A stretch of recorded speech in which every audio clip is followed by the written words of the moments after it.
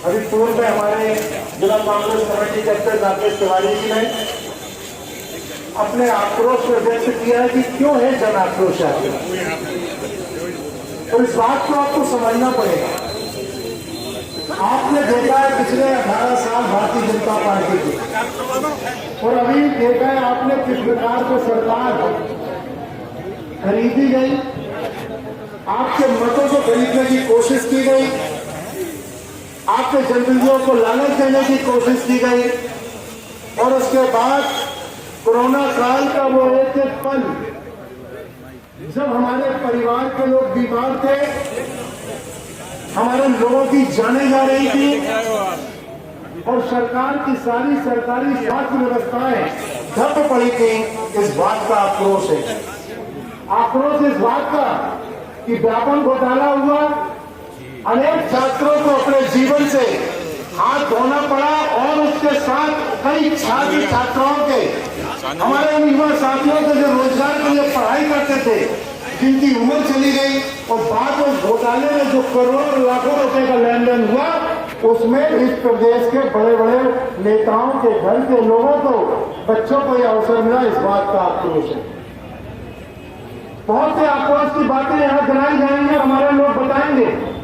आपको याद होगा जब 2003 में कांग्रेस की सरकार थी तो प्रदेश के ऊपर 23,000 करोड़ रुपए का खर्च था। 23,000 करोड़ का खर्च आज लगभग 4 लाख करोड़ पर पहुंच रहा है, जो अपने आप को मामा बताते हैं।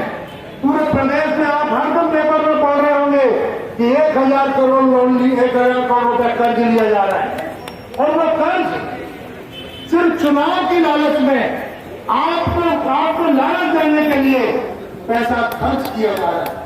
आप लोग बहुत सहज और सरल और सामान्य व्यक्ति हैं। आप लोग यहाँ गांव देहात में बसने वाले वो जीवन व्यक्ति हैं जो आप लोग सारे मौसमों से टकराते हैं, चाहे ठंड हो, चाहे बरसात हो, चाहे गर्मी हो, और उस मौसम की मार में भी आप अपनी वन उपज पैदा करते हैं, और इस देश के एक एक व्यक्ति को उसमें लाभान्वित करते हैं। आप समझ सकते हैं कि क्या किसी के परिवार में भी कोई ऐसा सदस्य आ जाए जो कर्जा लेके बांटे, तो परिवार का हाल क्या हो? वो जो कर्जा लेके आज बांटने की चलन चलाई जा रही, कहीं लाडली बहनों के नाम पर, कहीं रोजगार के नाम पर अनेक योजनाओं की दुहाई दी जा रही, इस कर्ज का जवाबदार कौन होगा?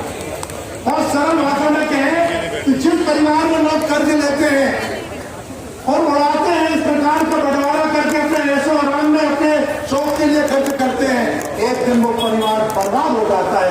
और आज वही स्थिति इस मध्य प्रदेश की है। मेरे जबलपुर में एक भारतीय जनता पार्टी के नेता से बात हो रही थी, हम लोग चर्चा कर रहे थे आपस में कि आकर इतना कर्ज लेके ये बांटने का जो काम चल रहा है, इसका जवाबदार कौन देगा इसको? क्या आपके मुख्यमंत्री शिवराज सिंह चौहान इसको चौकारा करेंगे? तो उसने बहुत सहजता से कहा कि अगला मुख्यमंत्री शिवराज सिंह चौहान को नहीं बनना, इसलिए वो चिंता नहीं कर रहे। सरकार को कर्जा लेकर सिर्फ सरकार बनाना चाह रहे हैं और हमारी जनता को ठगना चाह रहे हैं, छलना चाह रहे हैं। तो हमने कहा मुख्यमंत्री नहीं बन रहे, तो बनेगा कौन? बोले मुख्यमंत्री कोई बने, इस प्रदेश का कर्जा उसके ऊपर होगा, और इस प्रदेश के 8 करोड़ लोगों के नागरिकों पर ये कर्ज का बोझ होगा। मुझे कुछ विश्वास नहीं हुआ, परंतु जब कल हमने भारतीय जनता पार्टी की सूची देखी, और जब हमने उसमें देखा कि प्रहलाद पटेल का भी नाम है, नरोत्तम मिश्रा जी के, पवन जी का भी नाम है, और ऐसे वरिष्ठ नेता में जाने कितनों के नाम है जो खुद मुख्यमंत्री की दौड़ में है। और यह इस बात का द्योतक है कि कल चुनाव होंगे तो मुख्यमंत्री शिवराज सिंह के बराबर इतने वरिष्ठ नेताओं को चुनाव लड़ाया जा रहा है कि मुख्यमंत्री शिवराज को नहीं बनाया जाएगा। और ये जो कर्ज का बोझ है, ये हमारे और आपके ऊपर रहेगा। इसीलिए मैं कहना चाहता हूं साथियों कि हमें कोई लोभ और लालच में आने की जरूरत नहीं है। कांग्रेस में जो आक्रोश यात्रा निकाल रही है, वो इस बात के लिए निकाल रही है, आपको जनचेतना के लिए निकाल रही है कि बाकी डॉक्टर, अभी हमारे डॉक्टर साहब ने कहा कि जो यात्रा आप जन आशीर्वाद के नाम पर निकाली जा रही, वो माफी के नाम पर निकालना चाहिए, क्योंकि इस प्रदेश के ऊपर कर्जा है, बेरोजगारी है, अविश्वास है, सिर्फ एक लालच है कि सरकार कैसे बनाई जाए, चाहे वो सरकार खरीद के बनाई जाए, चाहे आपको लालच देकर बनाई जाए। और मैं तारीफ करूंगा आपके यहाँ पर जो बेटे हमारे विधायक हैं, चाहे वो नारायण पट्टा हो, चाहे वो हमारे डॉक्टर मसूद मस्कोन हो, चाहे वो हमारे ओंकार मरकाम हो। जब सरकार की खरीद की बिक्री हो रही थी, विधायकों को खरीदने का काम किया जा रहा था, तब इनके ऊपर भी डोरे डाले जा रहे थे। परंतु मैं तारीफ करूंगा आपकी और आपके नेतृत्व की, आपके द्वारा चुने हुए विधायकों की, कि करोड़ों रुपये में भी इनका विश्वास जगाया नहीं, ये नहीं, और ये अगर इसलिए नहीं इनका विश्वास जगमगाया कि आप जैसे कार्यकर्ता, आप जैसे नागरिकों का विश्वास इनके साथ था, और इनके इस बात का भी गुरूर था और विश्वास था कि आप बिकना तो एक बार हो जाएगा, परंतु जनता के सामने हमें अपना मुंह कैसे दिखाएंगे। परंतु ये जनता हमारे साथ है।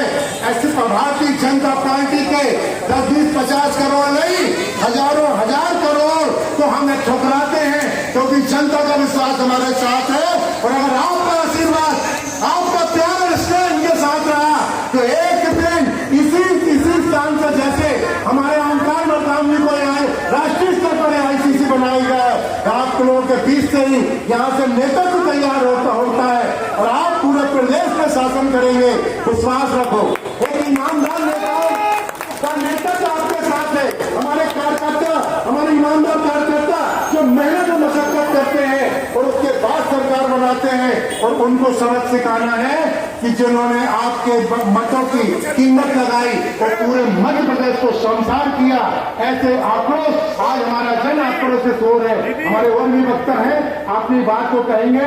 इस विश्वास के साथ मैं अपनी बात को समाप्त करूंगा कि साथियों, मत एक है और ये अधिकार हमें संविधान में बाबा अम्बेडकर साहब ने दिया है। और कांग्रेस उस समय नेतृत्व करती रही, आजादी की लड़ाई कांग्रेस लड़ी, सर्वहारा वर्ग को, हर वर्ग को, हर क्षेत्र को उसका अपना नेतृत्व दिया। और आज वही कारण है कि हमारे यहाँ पर हर एक व्यक्ति को कहीं ना कहीं नेतृत्व मिलता है। आज इस बात की आज दुहाई दी जा रही कि हमने महिलाओं को 33% का आरक्षण दिया। अरे मैं तो गर्व करता हूँ माननीय कांग्रेस की सरकार और माननीय शिवराज सिंह की सरकार को कि हमने नगरीय निकाय ग्राम पंचायत में 33% आज से 20 साल पहले हमने रिजर्वेशन देकर अपनी माताओं बहनों का सम्मान किया और राजनीति में उनकी भागीदारी सुनिश्चित की। और ये पूरे भारत में मध्य प्रदेश एक ऐसा प्रदेश था जिन्होंने नारी सम्मान में 33% का उनको पद पदवी के रूप में उनको अधिकार करने का अवसर दिया। आज उसी का नेतृत्व है कि पूरे देश में मजबूरी है कि हमें महिला सशक्तिकरण को बढ़ाना है और इस देश में हमें महिला सशक्तिकरण लाना है।